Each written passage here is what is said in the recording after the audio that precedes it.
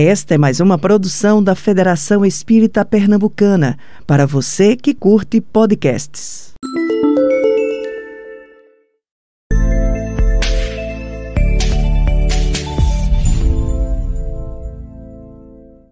Muito boa noite. Boa noite, Boa gente. noite a Tudo bem com todos. vocês? É com muita alegria que estamos aqui na noite de hoje. Eu me chamo Alice, faço parte da Federação Espírita Pernambucana. Eu me chamo Daniel, faço parte também da Federação Espírita Pernambucana. Olá para todos. Boa noite, Alice. Boa noite, Daniel. Boa noite, Cíntia Orozco. Boa noite, Camilinha Ferraz, de Juiz de Fora. Boa noite, Clau Hagel. Boa noite, meu querido Anselmo Duarte. Boa noite, Alba Medeiros. Como vai nosso marido? Boa noite, Ana Clébia. Boa noite para todo mundo que está conosco do Lar de Carla. Boa noite, Maria Cristina Rain. Diogo Diguinho, cara. Que coisa boa ver você por aqui. Boa noite para todos nós. Eu sou Jorge Elahá, da Federação Espírita de Rondônia, mas que também atuo no Centro Espírita Recanto da Prece, de Curitiba, no Paraná. Uma boa noite para todos nós e sejamos todos muito bem-vindos nesse momento nosso para cuidar. Meu Deus, Jane Nixon, é madrugada em Sevilha, na Espanha. O que você faz, Nica, acordada até uma hora dessa, meu Deus? Boa noite para todos nós, boa madrugada. Zumarud, boa madrugada para você. Bom dia para todos nós. Que maravilha, maravilha. Depois esse início energizante aí, né, de Elahá. Com muita alegria que estamos aqui hoje para falar sobre um tema muito, muito especial, que tem muita coisa para a gente conversar, que chama-se E aí, jovem, a quem você segue? Acho que a gente tem alguns recados iniciais, né, Daniel? Temos sim, pessoal. Temos os recadinhos iniciais. Inicialmente, né, para falar para vocês, queria comunicar que essa live, né, está sendo transmitida aqui por quase 40 canais, né? Minha gente, tem mais canal do que minha antiga TV parabólica. Então, é muita rede, é muita gente assistindo a gente, graças a Deus, né? Sejam todos bem-vindos, de onde quer que vocês estejam assistindo aí, também da Espanha, né? Uma hora dessas, mas sejam todos muito bem-vindos. E o que é, minha gente, né? Esse programa aqui que a gente está fazendo hoje é um programinha especial, né? Mais dedicado. Na verdade, é uma série de encontros que nós estamos tendo aqui com o pessoal da Ediluz, com o pessoal da Federação Espírita Pernambucana e da Comissão Estadual do Espiritismo aqui em Pernambuco, né?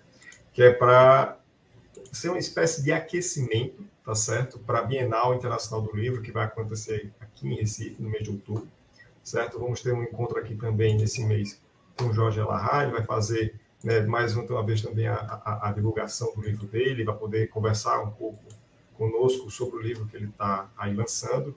E, se não me engano, aqui, no dia 14 de outubro, se não estou enganado, vai ser esse encontro com jovens, tá, minha gente? Então, sintam-se todos convidados, sejam muito bem-vindos para quando vocês vierem aqui para Recife.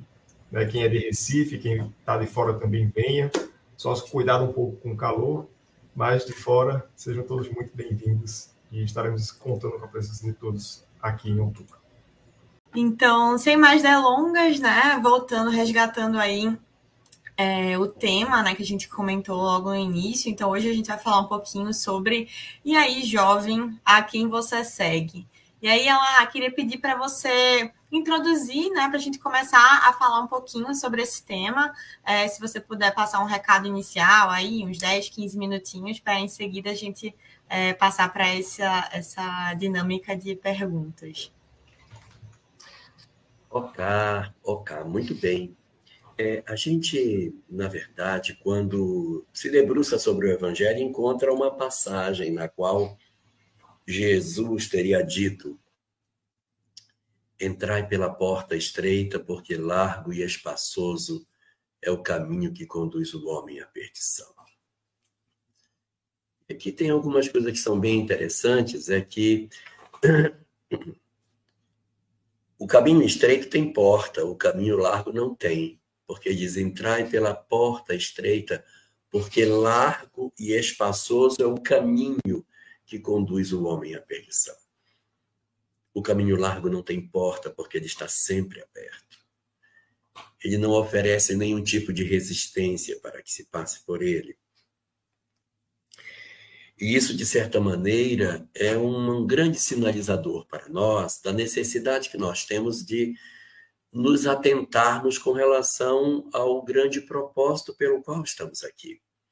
Porque existe da parte das criaturas humanas um certo desinteresse das coisas espirituais, em que pese os esforços que a espiritualidade tem feito de nos cercar com as religiões nas mais diferentes etapas da história da humanidade, nos mais diferentes povos, nós temos o dom de conviver no meio das religiões e conseguir driblar as lições de transformação que as religiões nos têm oferecido, fugindo para os rituais, de maneira que a gente parece cumprir as religiões, mas se encastela nas mesmas condutas equivocadas. Então, as religiões vêm oferecendo para o homem a proposta de que ele se transforme, ou seja, que ele passe pela porta estreita, mas o homem, para não dizer que não segue a religião, ele se veste, ele se traveste, ele usa rituais, ele usa de paramentos, ele faz liturgias, ele cria uma série de ritos, mas ele não muda. E assim a gente vem passando de várias doutrinas por várias doutrinas, fugindo sempre da essência de todas elas. Porque a essência de toda religião é a mudança. Quando a gente se perde no labirinto dos rituais, é porque nós estamos apenas na pele das religiões. Porque todas as religiões que vieram sobre a Terra têm um propósito superior. Somos nós que encarceramos o pensamento das religiões nesse conjunto de práticas exteriores que são, de certa maneira, fugas que a gente desenvolve para não fazer o que é essencial e parecer para a sociedade que somos grandes seguidores das verdades religiosas das culturas em que vivemos. Nós sempre fizemos isso, desde o começo da história da humanidade. Havia uma porta larga e havia a porta estreita. E nós, então, o que fizemos? Fingimos que passávamos pela porta estreita, mas passávamos pela porta larga. Parecia que seguíamos as verdades, mas seguíamos as mentiras. Nós fizemos isso, Alice, nós fizemos isso, Daniel, durante boa parte do tempo da história da Terra. Só que mais recentemente nós mudamos de estratégia. Desde o século XIX, nós mudamos de estratégia. Ao invés de nos cobrirmos de rituais para parecer que passamos pela porta estreita e entramos pela porta larga, ou melhor, pelo caminho largo, nós destruímos a porta estreita. Nós quebramos. A humanidade do Ocidente, ela fez um trabalho a partir da Revolução Francesa, e é um trabalho de desconstrução de tudo aquilo que é espiritual. Nós temos visto uma insistente campanha para destruir tudo aquilo que se remeta ao espiritual do homem, de maneira que se escancare ainda mais o caminho que já era lá. A porta estreita está toda quebrada, toda destruída. Está mais difícil encontrar a porta estreita hoje. Está mais difícil você conseguir passar porque ela está só os escombros. E, ao mesmo tempo, uma quantidade enorme de espíritos profundamente perturbados alargaram o caminho que já era largo. Jesus, no capítulo 24 de Mateus, fala que no final dos tempos haveria a chegada na Terra dos falsos cristos. Como é que eu vou saber se ele é falso Cristo? Como é que eu vou saber? Muito fácil. Se são falsos cristos, é porque tem um Cristo verdadeiro.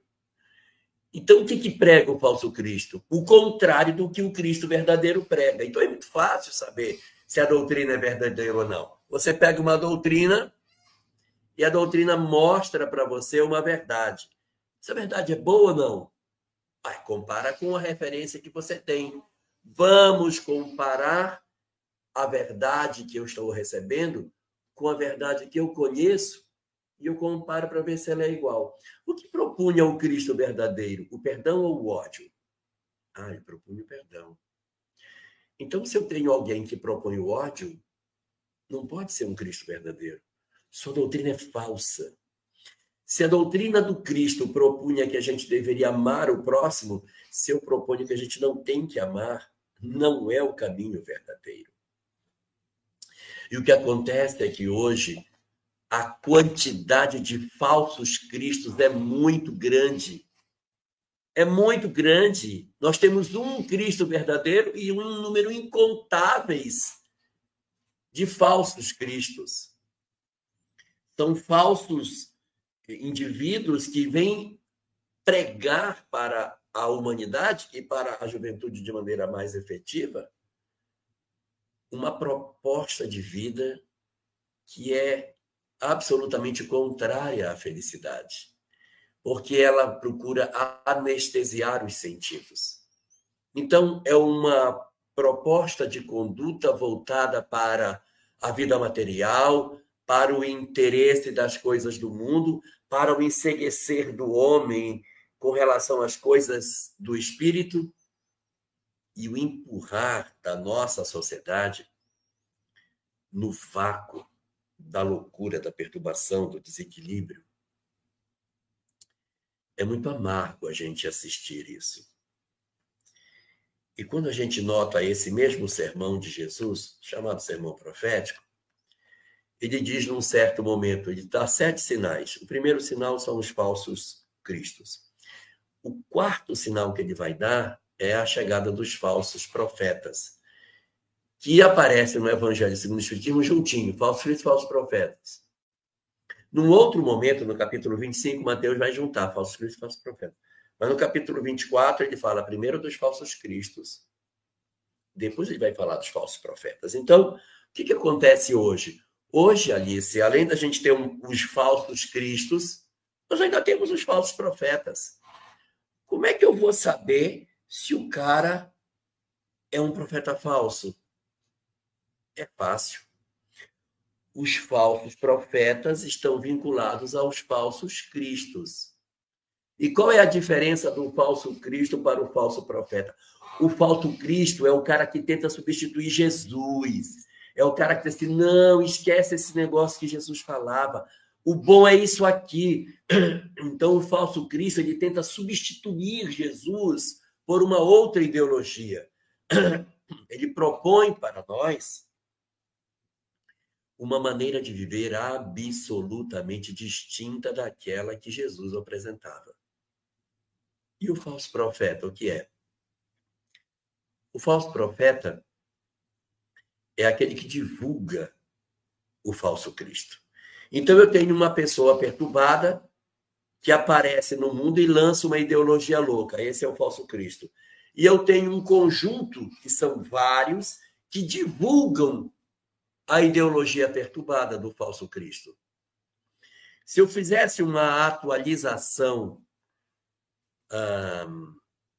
para a atualidade dessa palavra falso profeta, eu poderia chamar de influenciador digital. O que ele faz? Ele pega uma ideologia louca que ele não criou e ele divulga isso. Então, se Jesus fosse fazer o seu discurso hoje, ele iria dizer: haverá pessoas que vão trazer a mentira como verdade e um monte de influenciador digital para divulgar as mentiras que eles vão dizer. Que vão oferecer o materialismo como solução. Então, a grande questão que a gente precisa saber é qual é o caminho que a gente está pegando, por qual porta que a gente está passando. Se a gente está conseguindo enxergar a porta estreita, que está toda quebrada, que as pessoas estão fazendo cerco na frente dela para que a gente não encontre, que estão ridicularizando todos os aspectos referentes à doutrina do Cristo, ridicularizando tudo que é o espiritual, aonde a própria academia está a serviço do materialismo, nós vamos perceber que está muito mais difícil hoje encontrar a porta estreita. Porque existem pessoas apontando na frente da porta, apontando para o outro caminho. Não é assim, achei a porta estreita e vou entrar, não. Tem uma turma na frente, não, não, por aqui não. E impedindo que a gente passe pela porta estreita. Ela está toda quebrada, machucada, e o caminho largo está mais largo ainda, porque tem muito mais perturbação do que no passado. Existe muita perturbação que não existia nas décadas anteriores e que hoje assumiu o controle do nosso pensamento. E a gente pergunta, ué, mas espiritualidade vai deixar esse negócio assim? Não vai fazer nada? Mas é essa a estratégia.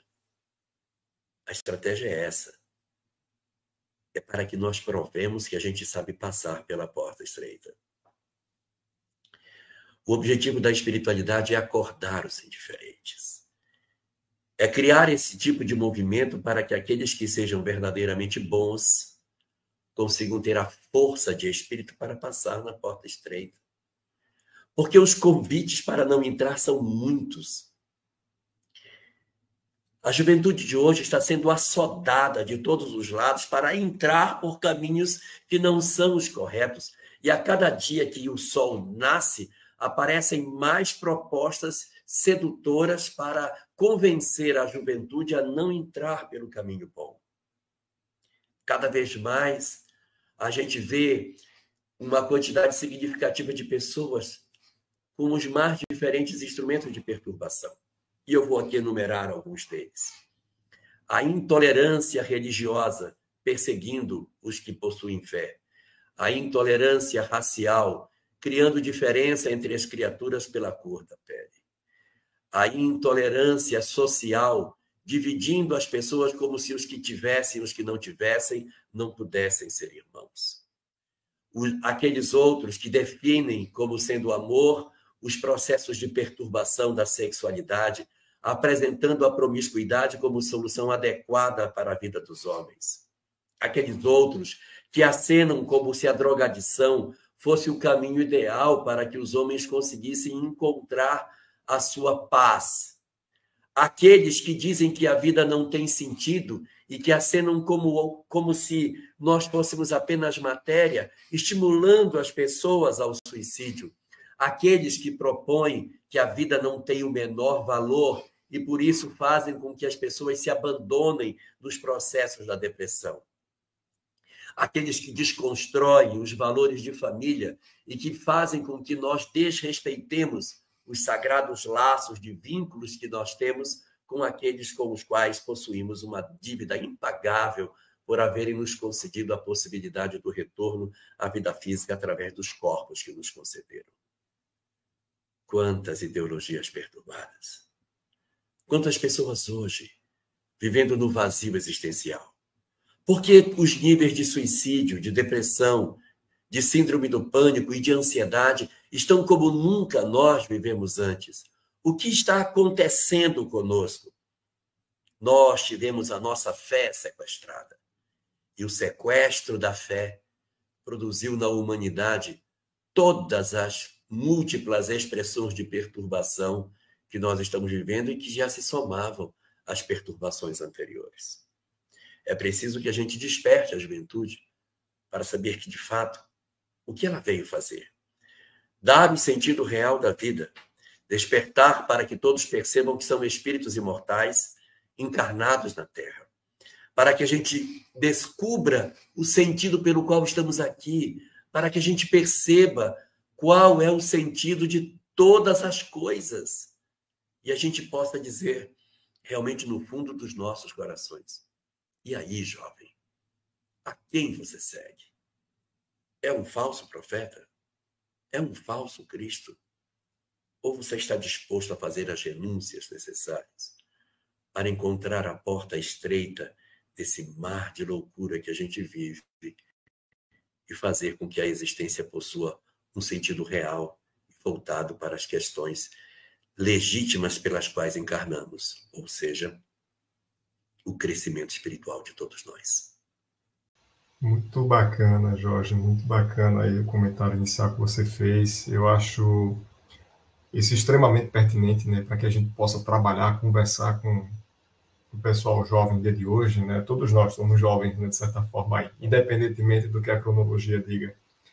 E, inclusive, essa sua colocação me lembrou muito uma introdução que Joana de Ângeles fez no livro Momentos de Meditação, né, em que ela destaca que a vida moderna ela é rica em divertimentos, mas é extremamente pobre de espiritualidade, né? Há uma descrença enorme, né, que ela coloca do homem pelo homem, uma indiferença pelo amanhã, e tudo isso lutando contra uma harmonização que é a base, que é a característica básica do indivíduo, né? E aí, aproveitando, né, essa introdução que você fez, né, essas colocações de Joana também nesse livro, queria perguntar para ti o seguinte, né? Eu acho que todo mundo, quando jovem, já se fez uma pergunta como essa, né? Já se fez colocações como essa, né? Por que é que estamos aqui, de fato, né? O que é que a gente deve buscar? Já que o mundo não vem sendo suficiente, né? As coisas que o mundo oferece não são tão suficientes para a gente. O que é que nós temos que procurar, então, de fato? Eu acho que a gente precisa voltar para o começo, sabe? Porque é muito, muito complicado hoje, depois que tudo está só aos escombros, você dizer que as pessoas têm que procurar uma fé. Complicado. Porque houve uma propaganda muito pesada contra a fé. Nós estamos há 200 anos chicoteando a fé, chicoteando a religião, ridicularizando todos os valores espirituais. Então, essa juventude, ela viu de seus pais e seus avós dizer que religião é uma coisa ruim. Como que você vai resgatar algo que está vencido, que é como se fosse um pensamento que já não tem mais valor, algo que agora já está como que sem nenhuma possibilidade de ser, de fato, utilizado por nós. Então, assim, a gente até entende que exista toda essa campanha contra a religião, pelo tanto que a religião errou no passado. Errou muito, errou muito. Torturou, matou, fez guerra. É verdade. Ninguém pode negar, sabe? Isso é verdade. Então, quando as pessoas atacam a religião, elas atacam exatamente por isso. Religião faz guerra, religião cria ódios, religião divide. Isso não é tão verdadeiro assim, porque, ao mesmo tempo que a religião, de fato, cometeu esses equívocos, a gente não pode negar que ela sustentou o homem nos seus momentos de crise. Por que a humanidade hoje é tão frágil? Por que a nossa geração atual é tão frágil? Por que ela é tão desprovida de coragem para enfrentar as adversidades? Não tem fé. Eu não estou dizendo assim, isso é falta de Deus. Não é essa coisa repetitiva, assim, como se fosse um jargão. Não. É a falta da certeza de que Deus está no controle de todas as coisas que piora a situação. Então, um problema que é desse tamanho, ele fica desse tamanho. Se você pegar o Evangelho segundo o Espiritismo, capítulo 2º, o item 8. Deixa eu ver se tem aqui o Evangelho. Tem tanto livro aqui em cima. Não tem. Bom, mas no Evangelho segundo o Espiritismo, capítulo 2, aqui tem mais um bocado. Achei o livro dos Espíritos. Evangelho. Olha aí, achei. O Evangelho segundo o Espiritismo, no capítulo 2, item 8. Lê aí para nós no finalzinho do item 8. Deixa eu pegar aqui. Pedacito final. Uma realeza terrestre. Não, esse? Desculpa, não, falei errado. Eu item 7. Item 7. Item 7. O que começa com o Espiritismo alarga o pensamento? Eu vou falar o que é, porque eu vou ter dificuldade de achar aqui, sim, com o meu olhinho. Mas ele diz... Sem problema. Ele... Aqui, olha. No item 6, é o item 6, último parágrafo. Item 6. Aqueles... Espera aí, só um segundinho. Capítulo 2, item 6. Último parágrafo. Último parágrafo. Espera aí. Achei. Item 6. Aquele que se identifica com a vida futura assemelha-se ao rico que perde sem emoção uma pequena soma. Aquele que concentra seus pensamentos na vida terrena assemelha-se ao pobre que perde tudo o que possui e se desespera. Olha que coisa linda, que síntese extraordinária de Kardec, porque se eu tenho conhecimento espiritual, se eu tenho conhecimento espiritual, ora, quando eu me aproprio desse conhecimento espiritual, a minha cabeça muda. Então, quando eu perco certas coisas, é como um rico que perde uma pequena soma e toca a vida. E quando a gente não tem conhecimento espiritual, é como o pobre que perde tudo e se desespera. Então, quando o cara diz, a doutrina espírita é um tesouro. Claro que é um tesouro, porque ela abre para você a visão espiritual da vida. Então, aí a gente percebe o quanto que o conhecimento espiritual ele é importante. Eu não estou nem me referindo à religião, não estou me referindo ao entendimento das coisas espirituais. O cara não quer ter religião, não tenha. Não quer ser espírita, não seja, não tem problema. Mas é a compreensão de que existe uma coisa espiritual essencial para que o homem consiga ter a bússola da vida. Então, quando você me pergunta o que fazer, a gente precisa restaurar o fio da fé. Não estou falando o fio da religião, o fio da fé. Eu posso continuar sem religião, porque as pessoas dizem, mas religião é verdade, pronto, tudo bem, não vamos discutir. Mas é o fio da fé, que não necessariamente precisa ser a fé católica, a fé espírita, a fé protestante, mas a compreensão da vida imortal. E isso, Daniel, é tão significativo que, se você perceber, a humanidade criou, depois que ela destruiu a religião, uma coisa que ela nunca teve antes, que é como se fosse uma espécie de instrumento para compensar a falta da religião. É um negócio chamado autoajuda. A gente só criou autoajuda porque destruiu a religião. Nós temos tanta necessidade de uma visão espiritual da vida que, quando a gente arrancou a fé de dentro de nós, ficou tão ruim viver que a gente teve que inventar um negócio. E aí, como eu não posso falar Deus, eu uso outras palavras. Aí eu digo, o universo conspira a nosso favor. Para não dizer, Deus cuida de nós, eu digo, o universo conspira a nosso favor. Porque o universo, ele tem que sentir a força do universo. O que eu estou querendo dizer é o seguinte, existe uma força criadora, e aí, se isso satisfaz a criatura, que assim seja. Mas a gente não pode se apartar de vez da percepção espiritual da vida. Porque o que aconteceu conosco com a Revolução Francesa foi que a gente matou o fanatismo religioso, matou a religião e matou a espiritualidade. Aí foi o erro. O erro está aí. Como a Jane Nixon bem conhece, nesses estudos que ela faz sobre a obra de Joana de Ângeles, no capítulo 2 da obra Libertação do Sofrimento, Joana de Ângeles analisa isso. E diz que quem cometeu excessos durante a história não foi a religião, foi o fanatismo religioso. Mas tudo bem, quer botar tudo junto? Bota. Tá, religião foi... Tudo bem, religião. Mas espiritualidade nunca foi problema. E nós matamos a espiritualidade. Esse é o problema. O problema foi tentar apunhalar a espiritualidade no coração das pessoas. E agora as pessoas querem tentar fazer uma espécie de respiração boca a boca e tentar reanimar a espiritualidade da criatura humana que se perdeu.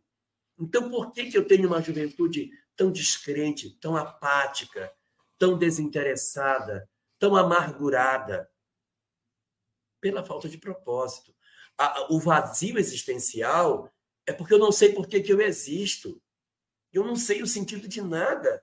Então, acaba acontecendo que os problemas se tornam muito grandes. Eu não tenho mais atrás de mim a fé para me sustentar nas minhas horas de crise. Se meus pais não correspondem às minhas expectativas, o meu mundo desaba. Se meus pais se separam, o meu mundo desaba. Se eu sofro bullying na escola, eu não tenho força interior. Eu não tenho força interior para nada. Eu não tenho força. Então, eu sou frágil. Eu sou frágil. E eu não estou me referindo à religião, por favor. Eu estou me referindo à ideia de uma espiritualidade da criatura humana. Então, nós teríamos que restaurar o fio invisível da fé. Reconstruir do princípio, no Ocidente, que é onde está mais afetado, a percepção de que a fé é verdadeira. A Europa está vencida pelo materialismo. Nós temos países da Europa em que a maioria da população é ateia. Na Escandinávia, ali naquela parte linda, de Finlândia, Noruega, Islândia, Suécia, aquele negócio lá que é gelado pra caramba, a maior parte das pessoas são ateias. O ateísmo tomou conta da sociedade. Então, algumas consequências que estão acontecendo nessa sociedade é o suicídio assistido. Você não quer mais viver? Você programa seu suicídio. Você vai para o hospital, programa, deita na cama, aperta um botão, o medicamento não, né? A substância lá desce e pá, apaga o fio da vida. O Canadá está indo no mesmo caminho, criando também suicídio assistido. E agora eles estão propondo uma coisa mais estranha ainda: suicídio assistido para depressivos. Então, se você é depressivo, você se suicida. Qual é a consequência disso? Qual é a razão disso? A razão disso é porque eu acho que não existe nada além da matéria. Então, a nossa sociedade ela está vivendo um período muito crítico. A ausência da fé ela é muito mais danosa do que a gente possa imaginar. Não é só não ir à igreja. Ah, não vai à igreja, tem que ir à igreja. Não é isso. Não é ir à igreja.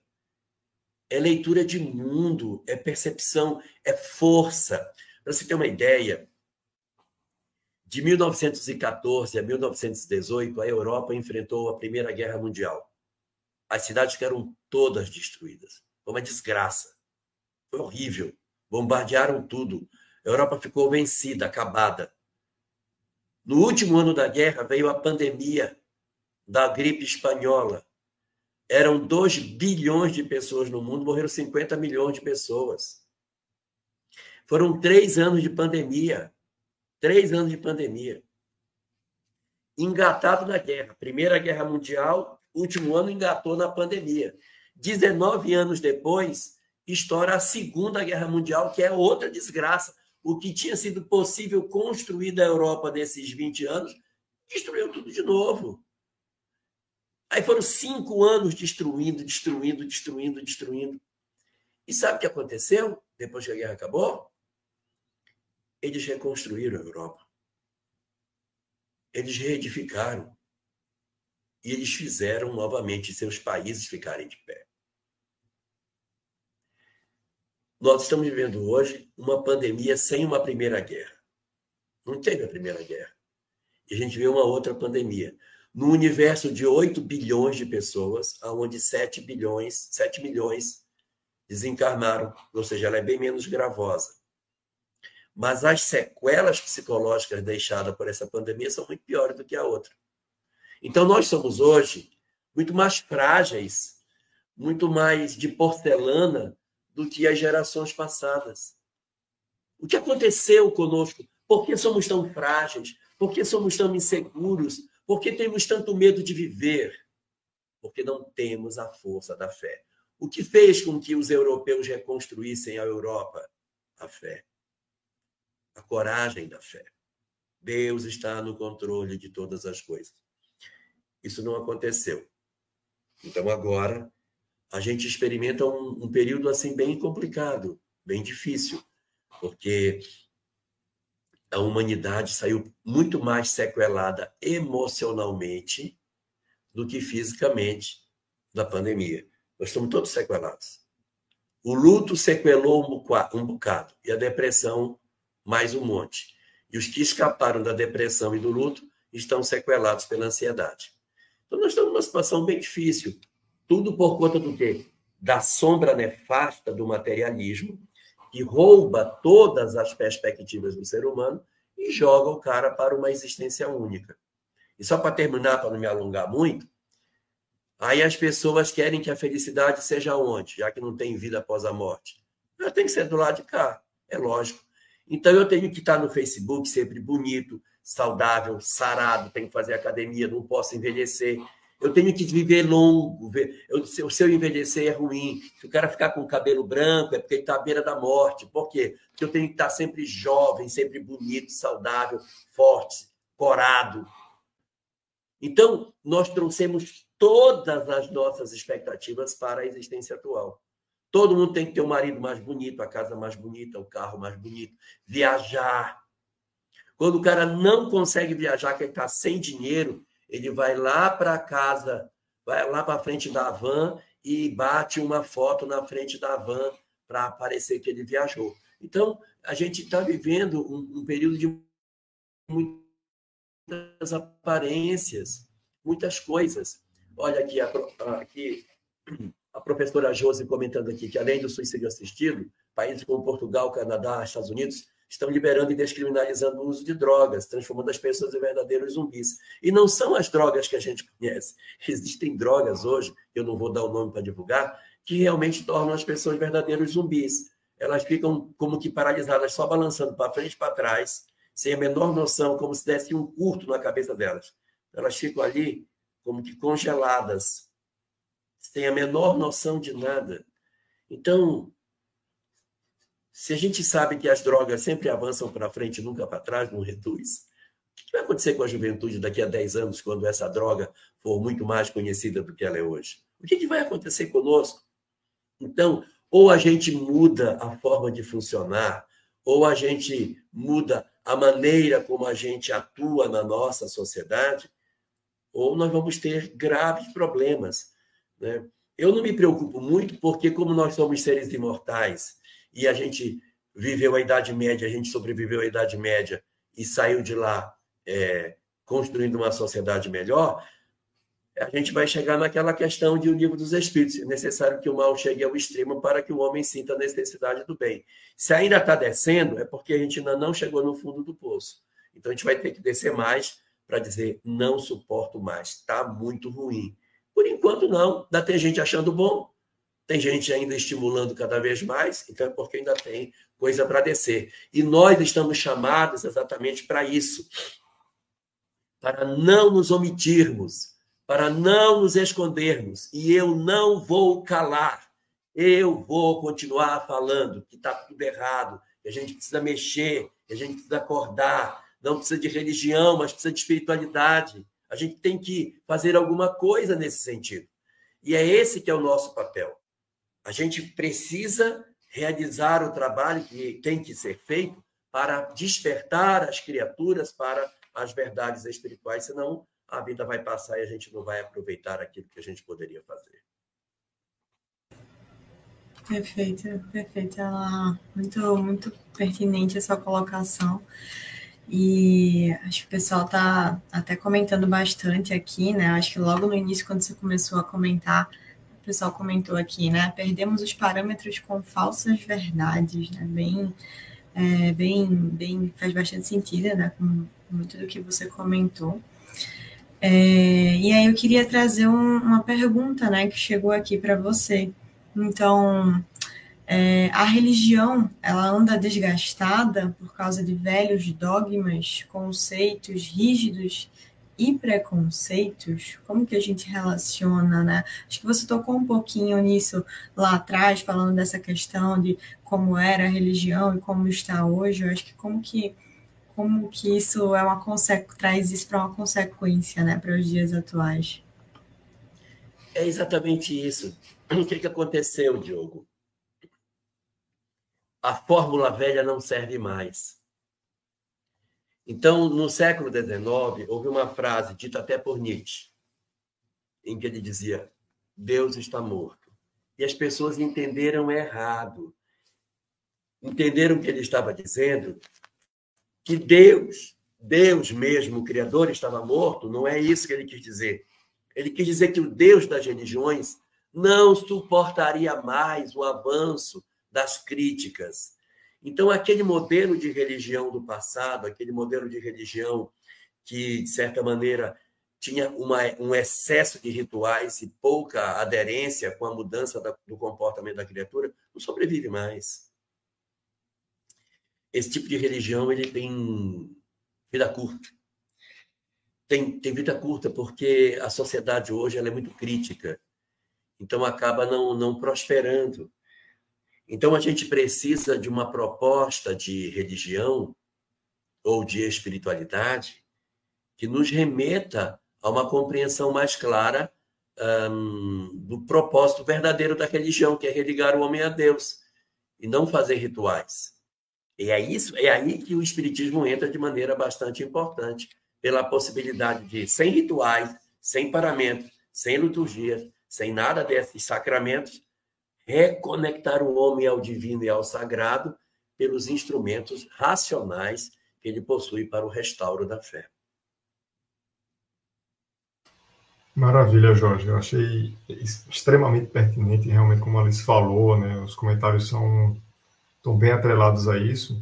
E eu queria aproveitar e fazer um pequeno combo aqui, né? Juntando uma pergunta que foi feita aqui nos comentários, né? Que elogiando suas reflexões, essas reflexões sobre a necessidade de mantermos a fé e como ajudar a nossa juventude a resgatar essa fé, né? Então, no caso, e aí eu vou juntar, né? Como ajudar a nossa juventude com como a gente pode combinar, né, esse conceito de religiosidade, não a religião, como você falou, mas religiosidade, com essa vivência no mundo hoje, né? Como a gente pode ser, de fato, cristão nesse aspecto. Daniel, eu não sei, sabe? Eu não vou falar que seja uma visão espírita, mas vou dizer o que eu penso. E aqui já vai entrar uma opinião pessoal minha. E como é opinião pessoal, eu posso estar completamente errado, todo mundo tem o direito de falar que estou falando besteira. Eu penso o seguinte: se o caminho da religião está difícil, se o caminho da espiritualidade está difícil, entra pelo caminho da cidadania. Porque o caminho da cidadania é um caminho mais fácil.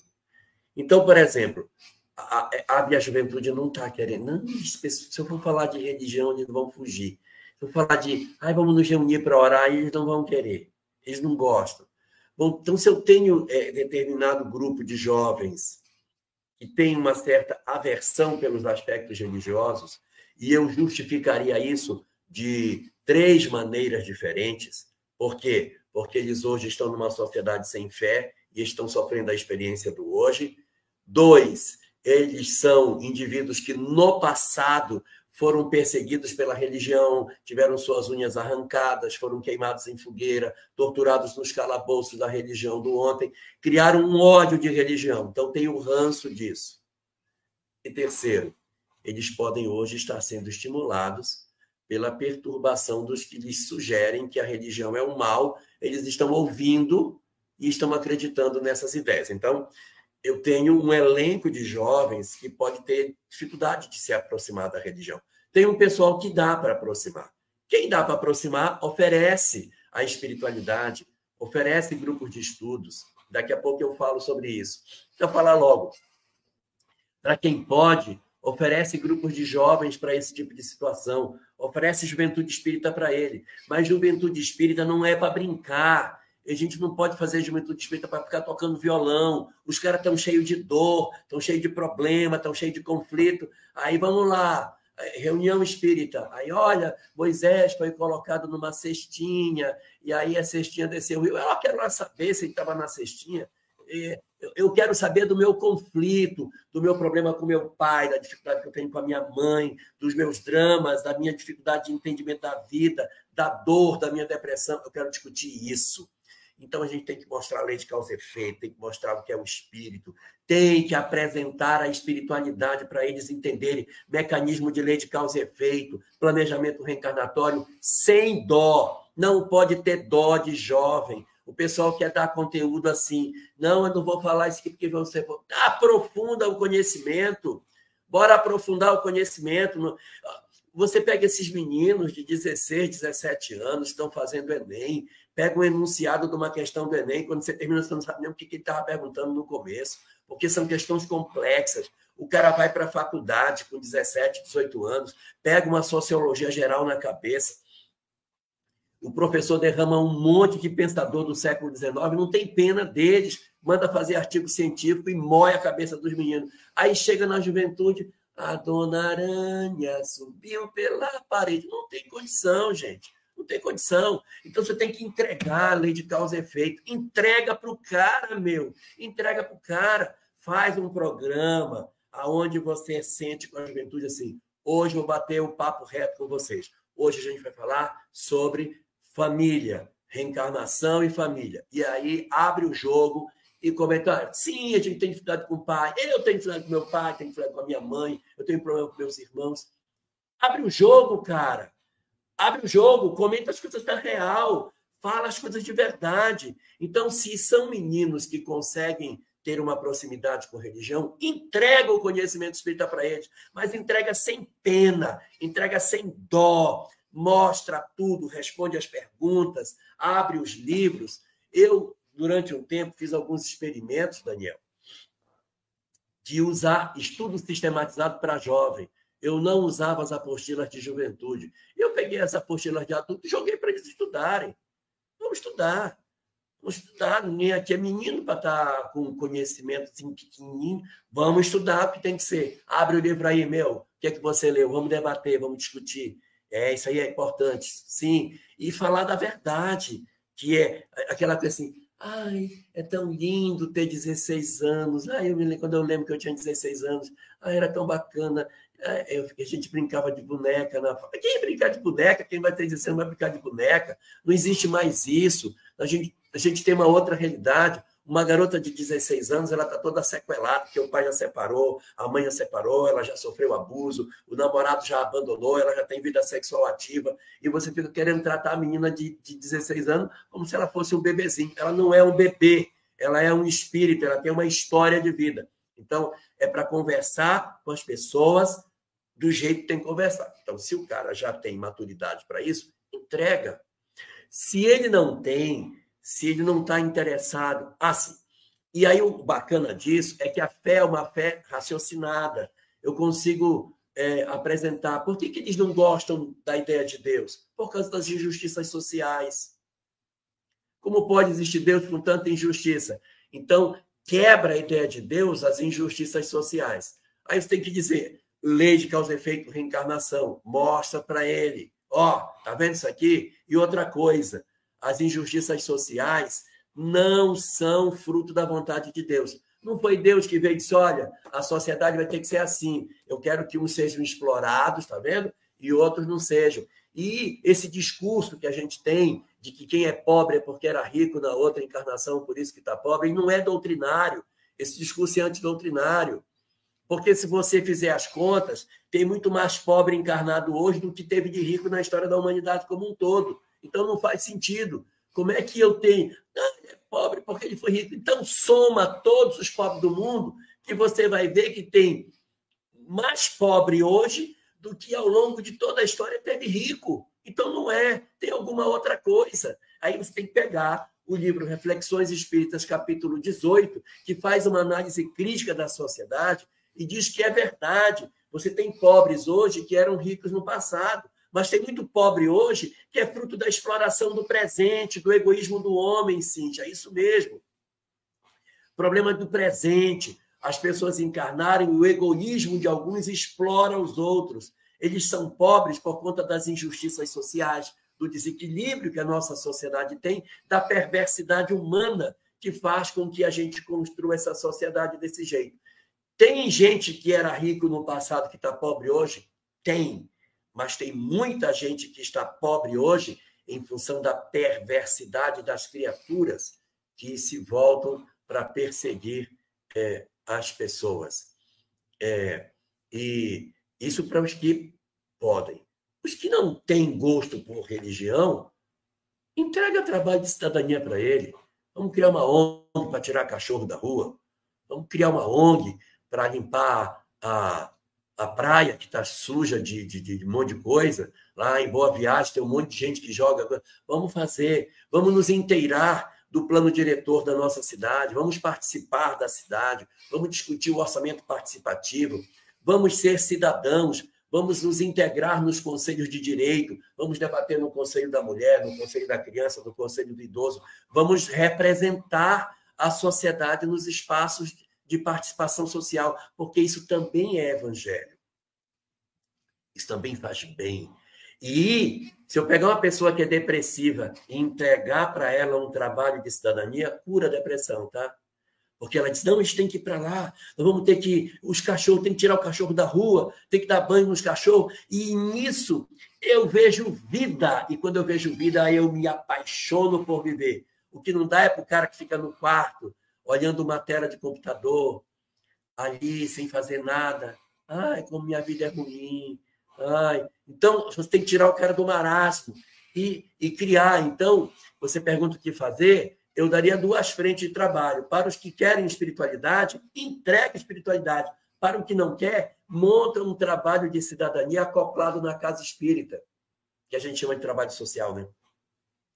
Um trabalho de cidadania. Pode ser banco de sementes para fazer muda. Faz muda, entrega para as pessoas. Faz mudinha para a pessoa ver a mudinha nascer. Faz uma oficina de plantas ornamentais para vender, para doar, para fazer sei lá o quê. Mas a gente tem que pensar alguma coisa para esse lado. Ou com o animal, ou com o vegetal, ou com o humano, com o meio ambiente. Se não quiser nada, compra uma bicicleta e vamos fazer trilha. Tem que fazer alguma coisa. Tirar o cara desse marasmo. Então, é mais ou menos por aí. Maravilha, maravilha, Jorge.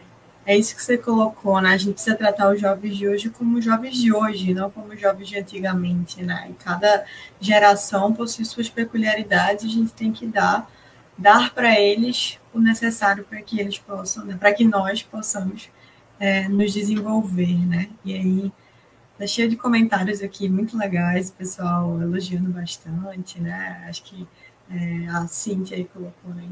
Ensinar o amor amando. Muito interessante, né, essa colocação. E a gente tem aqui também, né, uma outra colocação, concordando com você, que temos que acolher esses jovens que estão sofrendo, falando a verdade, né? Então, bem como você colocou, por favor. Só um comentário. A Magali Canuto, que está aqui, ela tem um trabalho lindo. Sabe o que a Magali Canuto faz? Responde carta de apenado. Olha que coisa linda. Responde carta. O apenado pergunta e eles respondem a carta. Isso é legal demais. Isso é legal. Bota esses caras para responder carta para apenado, meu. Nós temos um colega, do movimento espírita que mora em Araruama, Rio de Janeiro. E o que ele fez? Ele construiu em casa uma oficina. Ele monta carrinhos de coleta de reciclável. O cara bate na porta da casa dele. Tem um prato de comidas? Tenho. Entrega o carrinho de reciclado. Toma, vai catar reciclado e vai viver. Entendeu? Ele dá para o cara uma possibilidade de viver. O cara tira a sujeira do meio ambiente. E ainda tem um emprego. Olha, isso é maravilhoso. Então, é isso que tem que se fazer. Essa ideia de que o trabalho religioso está dentro de uma caixinha, todo mundo quietinho, não funciona assim. Nós estamos numa sociedade que está morrendo, então a gente tem que se mexer de maneira diferente. Não é simplesmente apresentar apenas a solução religiosa, mas oferecer as situações de cidadania, que dá para fazer muita coisa.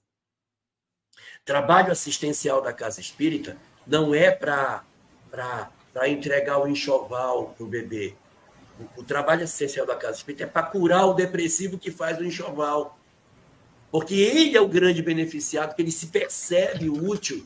Isso cura pessoas. O trabalho assistencial cura quem atua, quem mexe a panela de sopa. Cura a pessoa. Então, a gente tem que pensar nesse assunto. Muito bom. Muito bom, muito bom. Acho que a gente passou por vários temas aqui, Jorge. Acho que a gente queria saber de você, na verdade, se a gente tem tempo, né? Se a gente consegue trazer mais 2 perguntas assim, mais objetivas para a gente ir se encaminhando aí. Se por você tudo bem, a gente segue um pouquinho. Bom, vou seguir aqui então, trazer mais uma, né? Acho que você colocou perfeitamente aí como a gente deve orientar, né? Como a gente deve direcionar os jovens, o que é que a gente deve mostrar. Mas eu queria trazer eu como jovem, quando eu reflito comigo mesmo, diante de todas essas dificuldades, diante de tanta materialidade, como você trouxe, de tantos influencers aí, dos falsos profetas, de todo esse contexto em que vivemos hoje, né? Se o jovem ele reflete consigo mesmo, eu estou sozinho? Como eu posso superar um momento de dificuldade? E aí eu devolvo para você. Eu criaria na faculdade um grupo de estudo de doutrina espírita. E aí dou uma sugestão. Não quero ser mal interpretado. Então, pavor de ser mal interpretado. Mas se eu tivesse que abrir um grupo de estudo na faculdade, eu não abriria um grupo de estudo do Evangelho. Eu abriria um grupo de estudo de doutrina espírita. Porque senão as pessoas já têm de falar de Jesus. Jesus, não quero ouvir isso. Aí não vai. Eu vou estudar o porquê da vida. Estudar o porquê da vida. Então a gente vai discutir reencarnação. Claro que os conceitos morais de Jesus vão aparecer assim, ó. É por isso que Jesus falava isso. Mas o meu mote para trazer o acadêmico para a discussão é conversar com ele sobre por que a gente tem problema em casa. Não vê isso. Como é que funciona esse negócio? Aí como é que resolve? Tem que perdoar. Por isso Jesus falava que tinha que perdoar. Eu abriria um grupo de debate de assuntos espíritas. Temas à luz da doutrina espírita. E deixava o pau quebrar.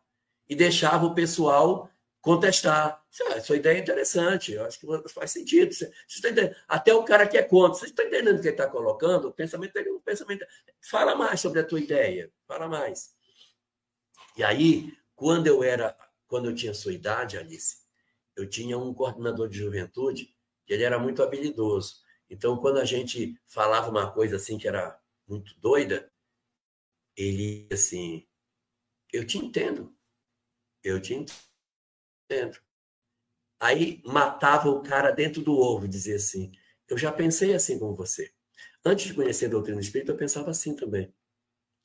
Aí ele não deixa o cara ter condição de discutir, porque ele disse que ele pensava assim, agora ele pensa diferente. Ele era bem habilidoso. Jorge Gouveia era o nome dele. Bom, Jorge, então, aproveitando aí, né, já que a internet está fazendo essa brincadeirinha com a gente, né, e que essa conversa é tão bacana, né, se deixasse, minha gente, a gente ia embora aqui fazendo pergunta para Jorge, mas aí o tempo material está chamando a gente, está convidando, né, para a tarefa, né, para o trabalho. E aí queria pedir ao nosso amigo Jorge querido para que ele fizesse um somatório aí de considerações sobre o que a gente conversou hoje, né, uma resumidazinha, e pudesse concluir aqui para a gente essa conversa maravilhosa que a gente está tendo. A síntese do que eu gostaria de dizer é que a gente não desista dos nossos propósitos. Deus tem propósitos maravilhosos para nós. E nós fomos escolhidos para viver no tempo da transição planetária, sabe por quê? Porque nós somos capazes de superar esses desafios. Nós temos uma força descomunal dentro de nós. E a gente precisa colocar essa força para operar na sociedade em que a gente vive. De certa maneira, nós não estamos entregando tudo que a gente pode entregar de amor para o resgate daqueles que estão confiados a nós. Acho que demos uma pequena travadinha agora novamente com Jorge. Vamos ver se a gente consegue contactá-la aqui novamente. Bom, aproveitando aqui, enquanto nosso amigo Jorge está, né, tentando ajustar aqui um pouquinho a sua internet agora nesse recadinho final, vamos aproveitar então para aqui divulgar que ele vai estar, veja só, pessoal, conosco, né, aqui no evento que vai ter aqui em Pernambuco, que é o CIMESP, tá certo? No dia 28 ao dia 30 de julho, tá certo? Ele vai estar aqui em Recife, vai estar fazendo também, olha só, a divulgação do livro dele novo nesse evento, né? E esse livro aqui, ó, que vocês estão vendo aqui embaixo na telinha, que é o livro Vencendo a Culpa, o Medo e a Depressão. Ele, junto com Fátima Delgado e Emanuel Chácara, escreveram aí essa obra maravilhosa, né?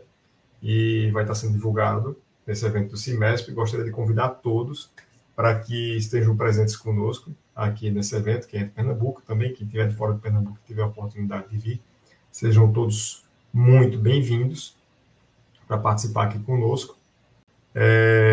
Pois é, minha gente, infelizmente aqui acho que a gente não conseguiu voltar com o Jorge.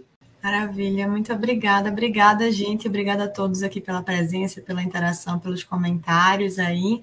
Infelizmente, a gente não conseguiu contato aí com o Jorge Elahá, né, para ele retornar, mas eu acho que a nossa conversa de hoje já rendeu bons frutos aí, já deu para a gente voltar para os nossos lares com bastante coisa para pensar e refletir e divulgar.